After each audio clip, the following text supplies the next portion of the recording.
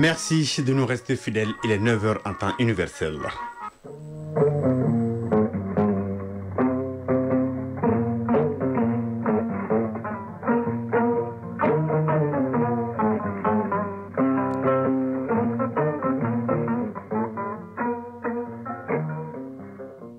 Le journal, Mohamed Diarra. Madame, monsieur, bonjour et bienvenue. Les titres. La première édition du Salon international de la défense et de la sécurité est prévue à Bamako le 11 novembre prochain. C'est une initiative du gouvernement du Mali en partenariat avec la Turquie et un espace qui permet de découvrir les équipements de dernière génération en matière de défense. Dossier enceinte de la transition. Aujourd'hui, nous mettons les projecteurs sur les acquis au niveau du ministère de la Communication, de l'économie numérique et de la modernisation de l'administration. Plusieurs actions ont été posées pour atteindre la souveraineté numérique. À suivre l'actualité dans les autres pays de l'AIS au Burkina Faso, nous parlerons des grandes réalisations du capitaine Ibrahim Traoré après 3 ans au pouvoir au Niger. À quelques jours de la rentrée des classes, les établissements reçoivent des équipements modernes. À suivre l'actualité des sports avec la tenue de la première édition du tournoi AIS de badminton et puis basketball, les demi-finales de l'Afro-Basket Angola 2025 se jouent aujourd'hui et chez le Mali. Mesdames et messieurs, Fergus sur donc la liste. À suivre la page culture de cette édition, l'architecture de la Médina de Tombouctou, basée sur une matière solide appelée en langue locale alors ou calcaire. Rendez-vous en fin de journal avec Najim Babassi. Voilà pour le sommaire. Tout de suite, les détails. Bienvenue sur la première édition de Mali Actualité. Le ministre de la Sécurité et de la Protection civile a présidé hier la conférence de presse de lancement de la première édition du Salon international de défense et de la sécurité en abrégé BAMEX 2025. C'est une initiative du gouvernement du Mali en partenariat avec la Turquie, une plateforme pour découvrir les dernières innovations technologiques en matière de défense et de sécurité. BAMEX se tiendra à Bamako au parc des expositions du 11 au 14 novembre 2025. On fait le point avec Youssouf Diakité. L'Afrique au cœur des innovations mondiales de défense, c'est la thématique qui sera débattue tout au long du Salon international de la défense et de la sécurité prévu pour se tenir à Bamako du 11 au 14 novembre 2025 au Parc des Expositions. Ce thème est dévoilé à la faveur de cette conférence de presse qui annonce l'événement organisé en partenariat avec la Turquie à la tour d'ARV, directeur de communication de BAMEX 25. Placé sous la haute autorité de la présidence de la République du Mali, l'an dernier, plusieurs entreprises turques ont présenté leurs solutions de défense à Bamako. L'accueil favorable rencontré et la demande des autorités maliennes de donner une dimension plus large à cette initiative ont conduit à la création de ce salon.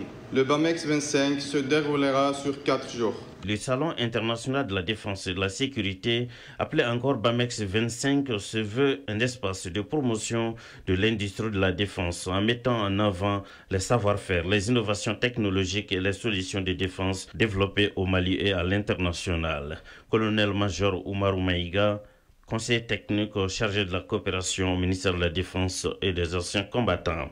Notre monde est confronté à des défis sécuritaires multiples et complexes. Ces menaces exigent des réponses concertées, innovantes et adaptées à nos réalités. Le BAMEX 2025 offre une plateforme unique pour valoriser le dialogue stratégique entre décideurs, experts, chercheurs et praticiens. Général de division Daoud Ali Mohamedine, ministre de la Sécurité et de la Protection civile.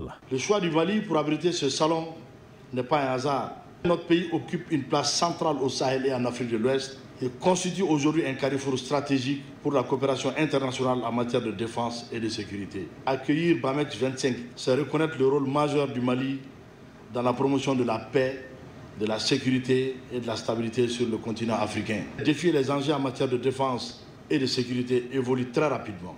Nous avons le devoir d'anticiper les risques et menaces qui éprouvent nos États et d'y apporter les réponses les plus appropriées pour le bonheur de nos populations dont la seule quête est de vivre dans un environnement sécurisé. BAMEX 25 est une plateforme unique en Afrique où se rencontrent les forces armées, les gouvernements, les industriels et les experts pour découvrir les dernières innovations technologiques en matière de défense et de sécurité. C'est également une opportunité d'échanger sur les stratégies et d'établir des partenariats. Rendez-vous donc du 11 au 14 novembre 2025 au Parc des Expositions. Depuis 2020, dans l'élan impulsé par le président de la transition, le général d'armée Assimi Goïta, le ministère de la Communication, de l'économie numérique et de la modernisation de l'administration s'est imposé comme un moteur stratégique des réformes de l'État. En transformation digitale, la refondation de l'État et souveraineté numérique, 5 années de transition auront marqué un tournant décisif.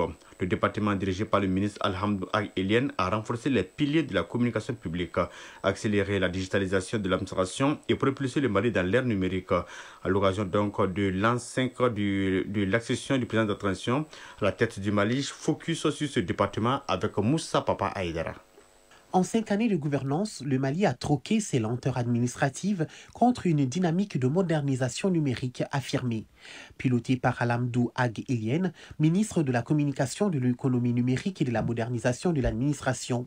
Conformément aux orientations du président de la transition, le général d'armée Assimi Goïta, le gouvernement a initié une série de réformes audacieuses qui redéfinissent les relations entre institutions, médias et citoyens. D'abord, une communication publique et réforme audiovisuelle s'est ouverte au grand public. Vitrine des médias au Mali, le RTM a reçu un plan médiatique redynamisé. Cela passe par des contenus riches et variés.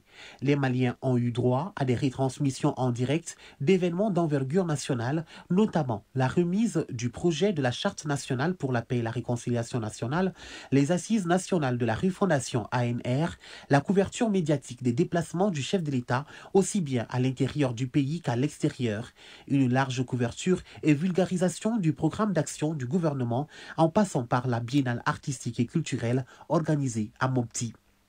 Recentré sur sa mission de service public et de cohésion nationale, les minutes du petit écran sont de plus en plus consacrées aux documentaires valorisant les forces armées maliennes, à la sensibilisation contre les fléaux sociaux dans les différentes émissions, la création de la page AES dans les journaux télévisés et la radio nationale. L'immense chantier est la construction de la tour de l'ORTM dont les travaux sont en cours.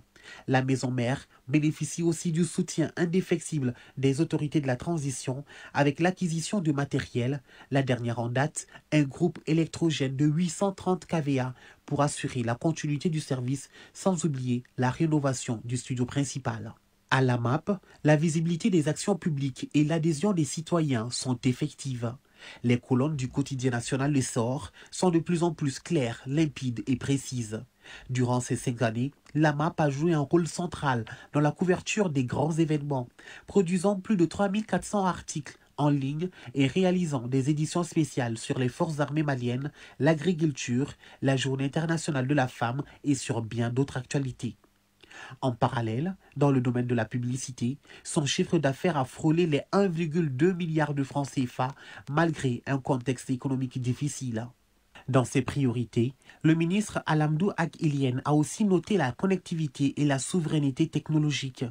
À travers la Société malienne de télécommunications et de développement, SMTD, le ministère a étendu la couverture télévisuelle et radiophonique, installé plus de 1000 km de fibre optique, renforcé la vidéosurveillance publique et lancé un data center de niveau tierce 3.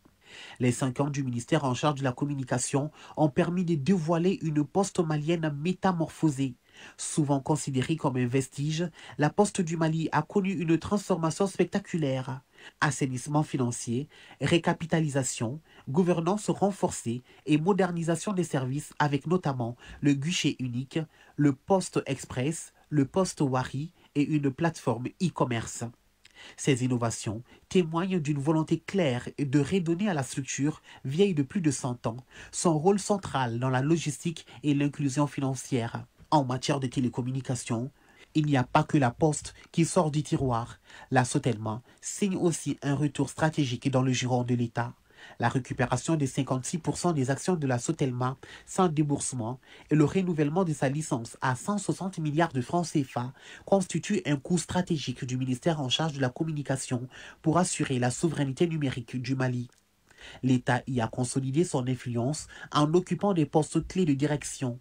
Le ministère de la Communication, de l'Économie numérique et de la modernisation de l'administration a soutenu des voyages d'études et signé des accords de coopération avec des multinationales russes en vue de partenariats pour le lancement des satellites dans les domaines des télécommunications et de la télédétection, positionnant ainsi le Mali sur la scène des technologies spatiales, régionales et internationales. De son côté, l'Agence pour le développement de l'économie numérique et de la gouvernance électronique AGETIC a renforcé la souveraineté numérique et la performance administrative.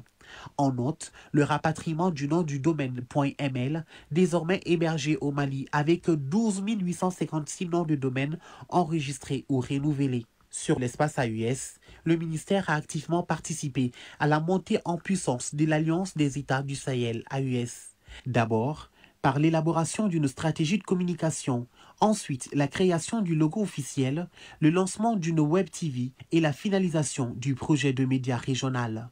Ainsi donc, Bamako s'impose comme le centre névralgique de la communication de l'AES. En 5 ans, le ministère de la Communication, de l'Économie numérique et de la modernisation de l'administration a démontré que les transitions politiques peuvent être des fenêtres d'opportunité.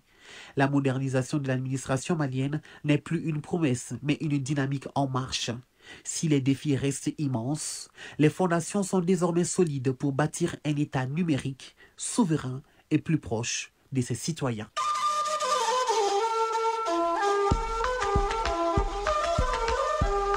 AES, actualité.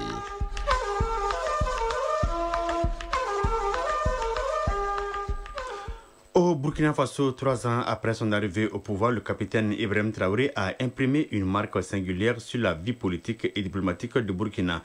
Souveraineté et rupture avec les dictats extérieurs, intégration sahélienne et révolution progressiste populaire, autant de choix affirmés qui traduisent la volonté d'un pays de reprendre en main son destin et de s'inscrire dans la marche d'une Afrique libre et debout.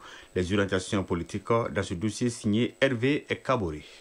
Dès son accession au pouvoir, le capitaine Ibrahim Traoré a placé la souveraineté nationale au cœur de son discours politique. Notre peuple a trop souffert des ingérences et du diktat extérieur, affirmait-il, annonçant ainsi une rupture assumée avec certaines pratiques du passé. Il faut qu'on change les choses. Soit on change, ou bien écoutez, on reste esclave à jamais.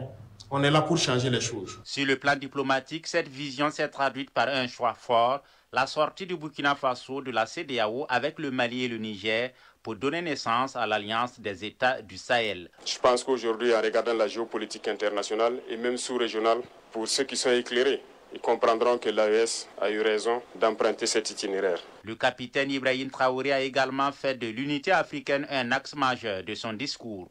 À plusieurs reprises, il a rappelé que l'Afrique doit se libérer des chaînes qui l'entravent depuis des siècles. Soyez unis avec vos frères africains. Nous sommes en train de réactiver l'Institut des peuples noirs. Parce que l'Afrique, nous avons la même histoire. Nous sommes traités de la même façon. Aux yeux des impérialistes, il n'y a pas de raison que nous ne nous unissions pas et que nous fassions bloc à l'impérialisme. Une orientation qui a rapproché Ouagadougou d'autres partenaires stratégiques dans une logique de diversification et d'affirmation diplomatique. Tous les amis du Burkina Faso, les amis de l'AES, puissent comprendre que nous restons ouverts pour tous ceux qui veulent un partenariat sincère, respectueux. L'AES sera donc la terre d'accueil et nous pourrons collaborer. Mais ceux-là qui viennent pour nous exploiter ou avoir ce partenariat qu'on juge inapproprié, qui viennent pour violer notre souveraineté, notre indépendance, qu'ils comprennent que nous ne serons pas prêts à les accueillir. Sur le plan politique interne, dans ces mots, c'est au peuple burkinabé et à lui seul de décider de son avenir. Et pour aller plus loin, il a annoncé l'avènement d'un nouveau régime de gouvernance, une révolution progressiste populaire qui se veut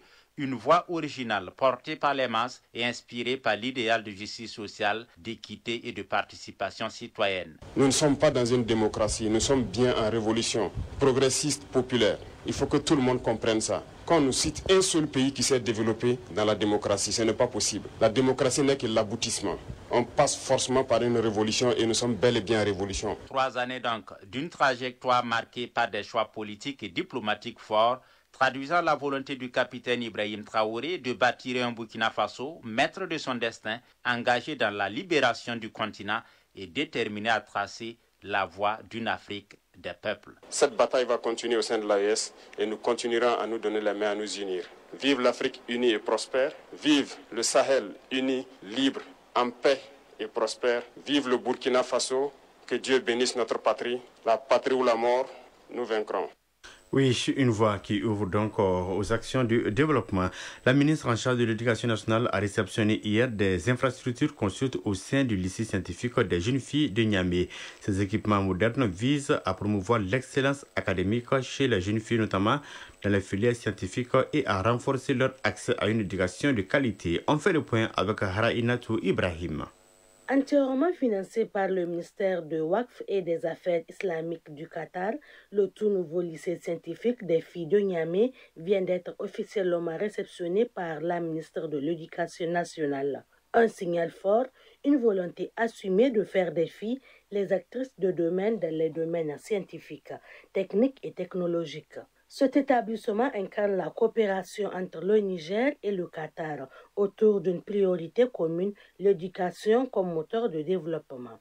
Ahmed Abdrahman El-Senedi, ambassadeur du Qatar au Niger. C'est un événement qui nous réunit, présente une opportunité précieuse de célébrer les liens d'amitié et de coopération entre l'État de Qatar et la République amie de Niger, à travers la construction des écoles de haut niveau. La ministre de l'Éducation a exprimé sa satisfaction face à cette initiative qu'elle considère comme un levier majeur pour l'éducation des filles. Elisabeth Chérif. Ces infrastructures sont composées d'un grand dortoir équipé de 96 lits, des blocs de salles de classe équipés également, de 2 grands laboratoires équipés, d'un réfectoire équipé, d'une bibliothèque équipée, d'un bloc administratif, des blocs de logement équipés également pour le personnel, de 2 postes de garde et de 6 blocs latrines. Par ce financement, votre pays contribue beaucoup dans la mise en œuvre de plusieurs orientations stratégiques de notre système éducatif. À noter que l'établissement compte 110 élèves pour l'année scolaire 2024-2025. Cette cérémonie a pris fin par une visite guidée des nouvelles infrastructures de cet établissement. À quelques mois de la présidentielle béninoise de 2026, l'ancien président Boni Yayi a annoncé son retrait définitif de la course. Cette décision marque un tournant pour l'opposition béninoise. Son parti, les démocrates, devra désigner un nouveau candidat face au ministre d'État Rumulda Wadani, favori du pouvoir, mais critiqué par des soupçons de conflit d'intérêts. L'ancien président Boni Yayi a appelé la classe politique au dialogue et à la consolidation de la démocratie. Amnesty International a réclamé hier un procès public pour Riek Machar, figure de l'opposition sud-soudanaise, ainsi que pour 7 autres personnes. Ils sont poursuivis pour meurtre, terrorisme, crime contre l'humanité et trahison. Les autorités n'ont pas encore précisé la date du procès.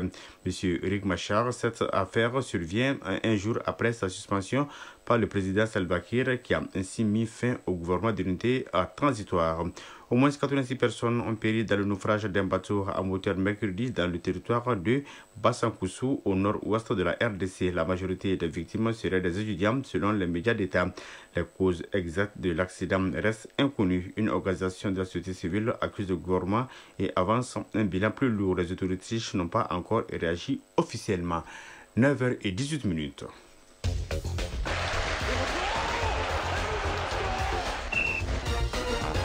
Et c'est parti pour la première édition du tournoi AIS de badminton. La compétition rassemble au centre sportif d'élite Ousmane Traoré de Kabbalah plus de 100 athlètes venus des pays membres de l'AIS. En basketball, le Mali est en demi-finale sur les 2 tableaux dans l'afro-basket de moins de 16 ans, filles et garçons Rwanda 2025. Le résumé de l'actualité sportive avec Famour Djouti.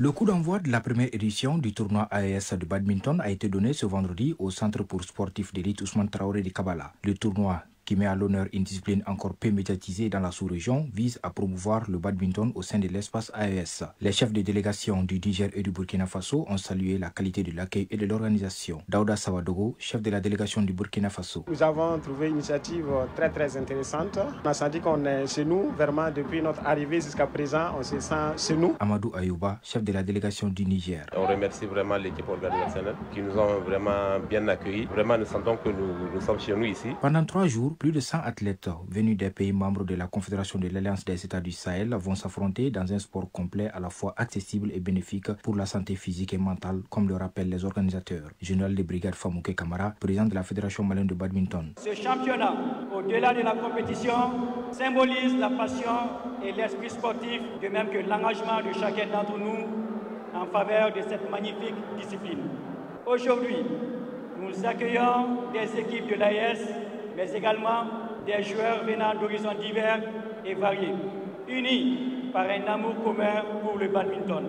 Le ministère en charge de la jeunesse et des sports a exprimé sa satisfaction et réaffirmé l'engagement des autorités du pays à soutenir des initiatives comme celle-ci. Aliou Boubou Diallo, représentant du ministre en charge des sports. Il y a juste quelques mois, cette jeune fédération a été mise en place et rarement nous avons constaté cette dynamique autour d'un intérêt pour toutes les personnes engagées pour cette discipline. La première édition du tournoi AES de badminton qui se déroule au Mali prend fin ce dimanche 14 septembre 2025. Afrobasket U16 Rwanda 2025 en filles et garçons. Après les filles du Mali, jeudi, les garçons ont aussi obtenu leur billet pour les demi-finales de la compétition après leur succès 73-70 contre la Tunisie ce vendredi. Un véritable exploit des garçons du Mali qui sont au nombre de 7 seulement dans l'effectif contre 12 pour les autres sélections. La faute aux tests imagerie par résonance magnétique IRM qui a récalé 5 joueurs du Mali chez les garçons et 2 chez les filles. Malgré ces contraintes technologiques, les sélections maliennes dominent leurs adversaires à chaque sortie dans le Afrobasket U16 2025 filles et garçons au Rwanda. Les demi-finales se jouent ce samedi 13 septembre. Football à présent, après la trêve internationale, les grands championnats européens reprennent ce week-end. En Angleterre, c'est la 4e journée qui se joue. Un match sera très attendu. Il s'agit du derby de Manchester entre City et United. Une rencontre entre deux clubs dont la rivalité date depuis des lustres. Ce match intervient aussi dans un contexte particulier pour les deux écuries. Déjà, dans le dur la saison dernière, les choses ne semblent pas s'améliorer pour Pep Guardiola. Après 3 journées de championnat, les Sky Blues ont enregistré une victoire et 2 défaites.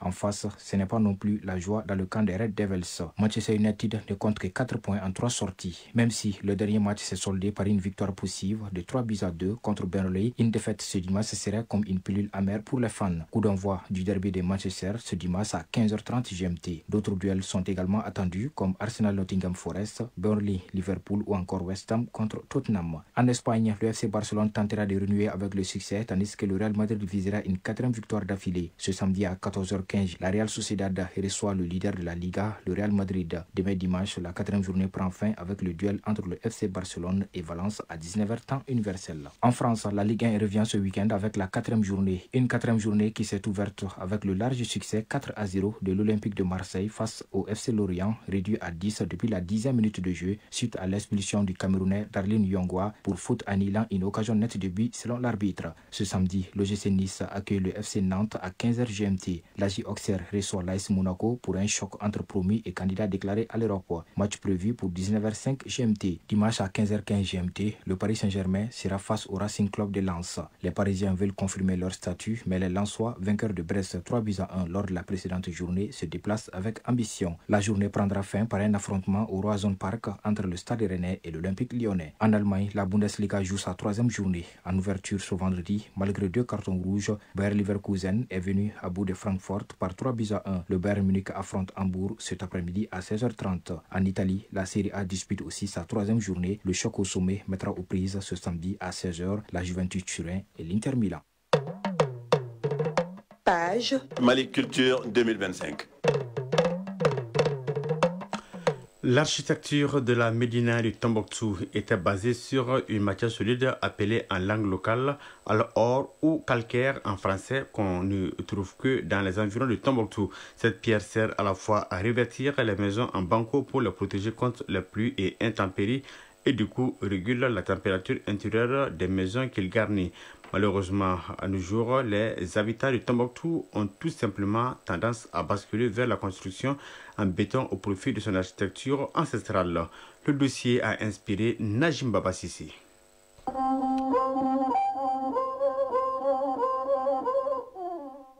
La ville de Tombouctou doit sa renommée à son architecture de type soudanais, datant du 15e au 16e siècle, faite à base du banco et de l'alhor, entendez par là le calcaire, une matière qu'on retrouve dans le sous-sol du Sahara.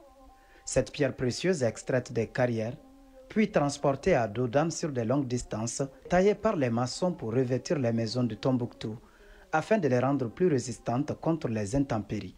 Sanchirfi Alpha, chercheur. L'alhor, c'est une pierre spécifique à Tombouctou. On n'en trouve nulle part au monde, sauf à Tombouctou. Dans une ville française, Angoulême, il y a une pierre qui lui ressemble et qu'on appelle d'ailleurs pierre d'Angoulême. Depuis les années 1970 jusqu'en 80, construire avec l'alhor à Tombouctou relevait de la condition sociale du propriétaire, car ce n'était pas donné à tout le monde, malgré son prix unitaire à 15 francs. Actuellement, face à l'engouement des demandeurs, le coût du calcaire connaît une hausse considérable due à plusieurs facteurs. Almoudou Bagna Badou, maçon traditionnel.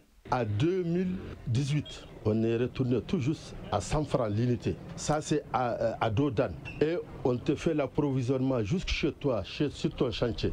Maintenant, avec les camions, c'est 150 francs. Le camion prend 1000 morceaux. 1000 morceaux, ça te donne 150 000 par voyage. Si c'est qu'il y a un moyen de transport, chaque jour, 10 000 alhor peuvent rentrer à Tombouctou. Chaque jour, il y a des hommes qui sont prêts. Il y a des hommes qui peuvent enlever 5 000 alhor.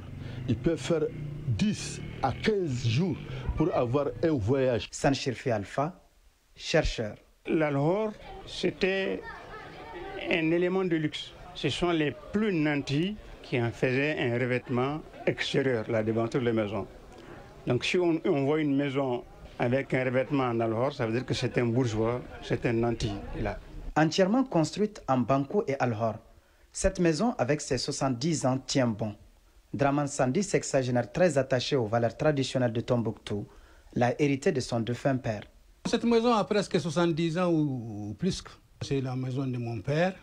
Les plans des maisons sont bien vus. Tu ne peux les regarder qu'en partant au Yémen du Nord ou bien au Maroc, à Fès.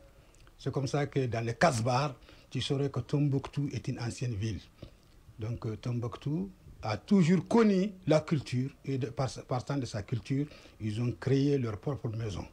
Du banco, d'abord qu'on fait avec des briques. Après, les maçons font leur plan. Ils créent la maison, ils construisent la maison et la maison n'a envie à aucun. Les maisons en alhor se particularisent par leur architecture, avec des systèmes d'aération qui offrent confort et plaisir aux pensionnaires. Fatih Moussa, habitante de Tombouctou. Nous sommes attachés à nos maisons en alhor à cause du fait qu'elles sont fraîches. Nous ne changeons aucunement ces maisons contre celles en béton. L'alhor est la base de l'architecture tombouctienne, tout comme les habitations. Les bâtiments administratifs et même les lieux de culte ne dérogent pas à cette règle. Sanchirfi Alpha, chercheur. L'alhor sert à enjoliver. Et souvent, il y a des motifs pour l'encadrement, pour le sommet de l'étage, etc. Et c'est un élément de beauté, d'esthétique. Et il faut dire aussi que c'est un élément très très solide parce que l'alhor, quand il est mouillé, il devient 8 fois plus résistant. Et vous remarquez que la balle peut passer dans le béton, mais pas dans l'alhor. Draman Sandi, habitant de Tombouctou. C'est que quand Moussa vivait dans les mêmes mosquées en Banco, il a été connu dans le monde. C'est que Tombouctou, Djenné, c'est des exemples à suivre. C'est que les gens doivent faire vivre la culture. Un peuple sans culture est un peuple qui a perdu. Donc si nous retournons sur notre culture, si ce n'est pas seulement Tombouctou, quand il va à Djenné, quand il va à Ségou, là où se trouve Ngolo, et les Domonson, c'est les maisons en banco qui sont là. À Sikasso, les Tata, c'était les bancos qui sont là. Donc le Mali en général et l'Afrique en général ne doit pas abandonner les bancos. Et si ces maisons en banco, c'est ça que René Caillé est venu trouver ici, les maisons en banco. Heinrich Barth est venu, Alexandre Gontergund est venu, Mango Park, qui sont venus ici à Tombouctou, ils ont trouvé ces maisons en banco. Et ces mêmes maisons en banco existent jusqu'à présent. C'est pourquoi Tombouctou est une vieille ville. Depuis un certain temps, les habitants de Tombouctou ont changé de méthode de construction. Certains préfèrent construire avec du béton couvert d'alhor et d'autres sans calcaire. Une pratique qui a pris corps dans presque tous les quartiers de la ville et même dans la Médina, classée au patrimoine mondial. Almoudou Bagna Badou, maçon traditionnel. Vraiment, ce qui est recommandé, c'est les maisons en banco ou bien en ciment habillé en alhor. Sinon, tu n'es pas à l'aise dans ta maison. Qu'on soit très clair. On a beau parler de ça sur les antennes. Tout le monde se lance dans le ciment. Pourtant, ça n'a pas d'avantage pour nous, Tombouctiens. Sanchirfi Alpha, chercheur. Il y a des conséquences très graves. D'abord, ça défigure la Médina. Et quand les gens construisent, ils construisent avec des styles qu'on ne connaît pas du tout. Des styles gothiques, des styles dont ils ne connaissent même pas le sens ou la portée. Et ça contribue à défigurer la ville. Parce que les gens, s'ils viennent ici pour l'architecture, ils ne vont pas trouver cette architecture. Ils vont trouver une caricature. Et ça, c'est grave comme conséquence. Et autre conséquence, ça nuit la santé, ça nuit l'environnement. Parce qu'un bâtiment en banco, même revêtu de calcaire, il conserve quand même les particularités des bâtiments d'ici. Un bâtiment d'ici, pendant la chaleur, il fait frais à l'intérieur. Et pendant la fraîcheur, il fait chaud à l'intérieur. Donc il y a une espèce de régulation naturelle qui n'existe pas avec le béton. Face à ces agressions physiques perpétuelles du patrimoine au nom de la modernisation, blessant la Médina dans sa chair, le béton qui se substitue à l'alhor, identité de la ville aux 333 saints, y a lieu de tirer sur la sonnette d'alarme pour que cette ville, autrefois centre intellectuel et spirituel majeur, puisse refléter cette vieille image. Mais par où doit-on commencer cette lutte? Tombouctou Najim Baba Sissé, Abdoulaye Sissé, Mauloud Tandina pour l'ORTM. Oui, tirer la sonnette d'alarme pour préserver cette architecture. 9h31, c'est la fin de cette édition présentée par Mohamed Diarra avec le concours de Alma Ouattara, assisté de Mokhtar Tourish à la mise en œuvre. La coordination éditoriale est assurée par Ousmane Daou. La mise en ligne est l'œuvre de Cheikh Abdelaziz Koulibaly. Passez d'excellents moments en compagnie d'un programme de Radio Mali. Au revoir.